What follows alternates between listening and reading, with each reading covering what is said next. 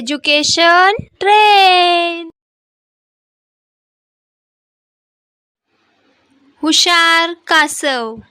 कासवाची आणि सशाची गोष्ट. एक होता ससा. ससा दिसायला कसा असतो? खूप सुंदर आणि पांढरा शुभ्र. आणि एक होता कासव. बरोबर, कासव कसे चालते? खूप हळूहळू. ससा हा कासवाला कसा म्हणतो? ससा म्हणतो आपण शर्यत लावू. कासव म्हणते आपण धावून पाहू. चला, त्यांची शर्यत ठरली बर का.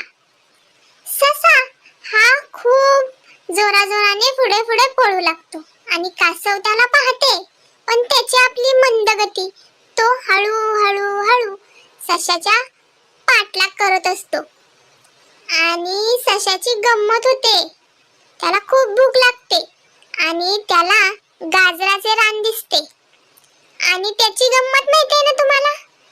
तो सुरू करतो गाजर खायला.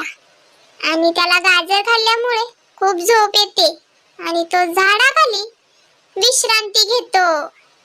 आणि ही विश्रांती घेतलेली पाहून कासव हळू हळू हळू आपला पल्ला गाठतो आणि सशाच्या पुढे निघून जातो आणि तो शर्यत जिंकतो.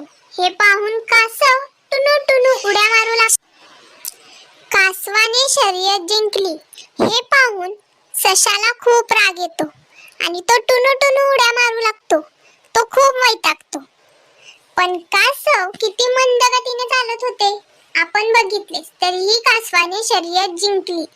यातून आपल्याला काय समजते? प्रयत्न केले की यश हे मिळतेच.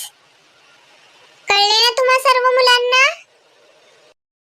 एज्युकेशन ट्रेन या चॅनेलला सबस्क्राईब करायला विसरू नका. धन्यवाद.